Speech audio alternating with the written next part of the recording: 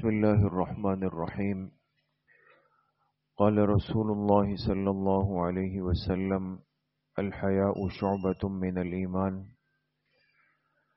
جناب رسول اللہ صلی اللہ علیہ وسلم کا ارشاد مبارک ہے کہ حیا ایمان کا ایک خاص شعبہ ہے. چونکہ احادیث میں ایمان کے لیے فرمایا گیا کہ اس کے 70 سے اوپر شعبے ہیں.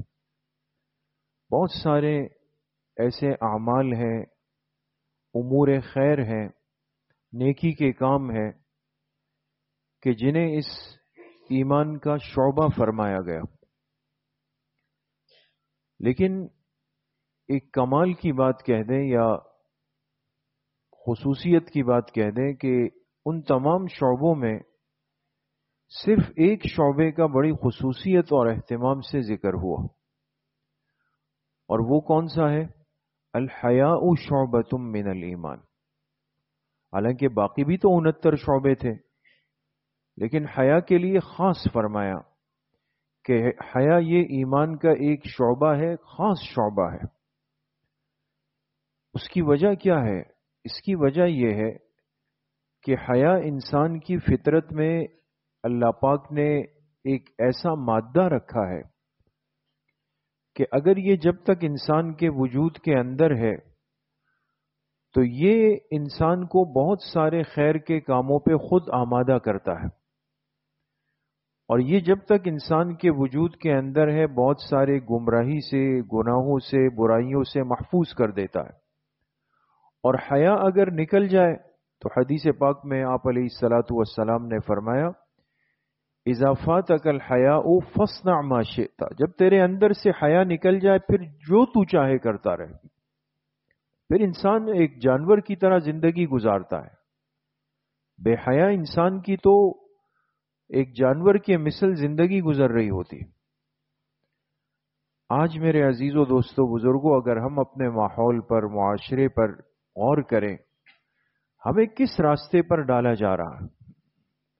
ہمارے بچوں کو، ہماری بچیوں کو، ہمارے نوجوانوں کو دن رات کس چیز کی ترغیب عملی طور پر دی جا رہی ہے؟ آپ رخ دیکھیں اپنے ماحول اور معاشرے کا، کس رخ پہ ہم چل پڑے ہیں. پہلے انسان کہتا تھا بھئی بچے قابو میں نہیں آتے، اب بچیاں قابو میں نہیں آتی. بلکہ تعجب ہوتا ہے کہ ماں باپ کیسے ان کی غیرت برداشت کر دیتی ہے کہ ہمارے مسلمان بچیاں وہ بغیر پردے کے، بغیر دوپٹے کے اس طرح بے حجاب، بے حیا ہو کر، نعوذ باللہ، ان چیزوں کے ذریعے سے اپنی ایک نمائش کر کے وہ اپنے لیے کمائی کا ایک ذریعہ بنا رہی. یہ ٹک ٹاک کے فتنے نے امت کو کہاں پہنچا دیا آپ ہم سے زیادہ سمجھتے. وہ ہماری بچیاں اور وہ مستورات جو ایک حیا کا ایک پیغام ہوتی تھی، اور کوئی سوچ بھی نہیں سکتا تھا کہ کوئی وقت ایسا آئے گا کہ ان سروں سے دوپٹہ اترے گا. وہ دوپٹہ تو دور کی بات رہی، تو بالکل سب چیزیں واضح آ گئی. وہ ناچنا، اچھلنا، وہ کودنا، نامحرم کے ساتھ بے حیائی پر مبنی باتیں کرنا، وہ برائی نہیں، وہ ایک کمال اور ہنر بنتا چلا جا رہا ہے.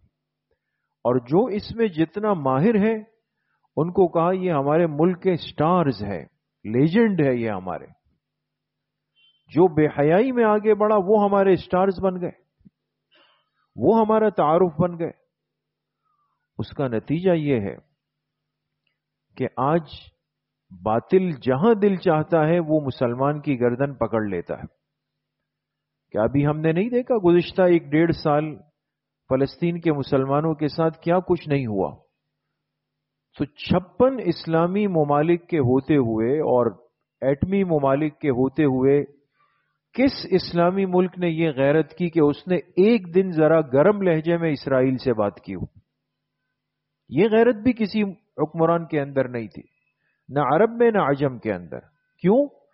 اس لیے کہ بے حیائی انسان کو اندر سے دیمک کی طرح کھوکھلا کر دیتی ہے، ختم کر دیتی ہے بالکل. پھر انسان کسی کام کا نہیں ہوتا، پھر یہ میدان جہاد کا نہیں رہتا، پھر یہ غیرت کی بات نہیں کر سکتا، یہ مسجد اقصی کی بات نہیں کر سکتا، یہ کچھ بھی نہیں کر سکتا، اس لیے کہ اس نے تو اپنے جسم کی نمائش کر کے اپنی دنیا بنانی ہے، اپنے لیے گھر بنانا ہے، بینک بیلنس بنانا ہے، گاڑی خریدنی ہے، دنیا کی سیر کرنی ہے، اور اس کے لیے مغربی دنیا نے ہمیں بے حیائی کا ایک شارٹ راستہ دے دیا، اور ہمارے نوجوان اس پہ پاگلوں کی طرح چل پڑے۔ اس لیے میرے عزیزوں، دوستوں، بزرگوں، اس دن کا خوف آج دلوں میں پیدا کرنے کی ضرورت ہے، جہاں ایک ایک چیز سامنے آنی، ایک بالغ عاقل بچی کا بال کھل جائے، وہ بے ستر ہو جائے۔ حدیث پاک میں فرمایا آپ علیہ السلام نے کہ معراج کے رات مجھے میری امت کی وہ عورتیں دکھائی گئی جو سر کھلا کر کے مردوں کے درمیان گھومتی تھی کہ ان کو سر کے بالوں کے ذریعے سے جہنم کی آگ میں لٹکایا ہوا تھا۔ کتنا سخت معاملہ ہے۔ اس لیے آج اس بے حیائی کے مقابلے میں اتنی ہی طاقت سے اور فکر سے اور محنت سے حیا کی محنت کی ضرورت ہے، اور اس کا سب سے پہلا قدم ہمارا اپنا وجود اور اپنا گھر ہے۔ دوستوں، اپنے گھروں کے ماحول کو باپردہ کریں، باحیا کریں۔ یہ کوئی کمال نہیں ہے کہ ہماری بچیاں بغیر حجاب اور نقاب اور برقعے کے باہر گھوم رہی ہوں، یا ہمارے گھروں اور گاڑیوں سے گانوں کی آوازیں آ رہی ہو، یا ہماری تقریبات کے اندر مرد اور زن کا اختلاط اور مکس گیدرنگ ہو رہی ہو۔ ایک اسلامی معاشرہ تو نہیں ہے۔ تو خوب فکر اور محنت کی ضرورت ہے۔ اللہ کریم صحیح عمل کی توفیق نصیب فرمائے۔ الحمدللہ رب العالمین والصلاۃ والسلام۔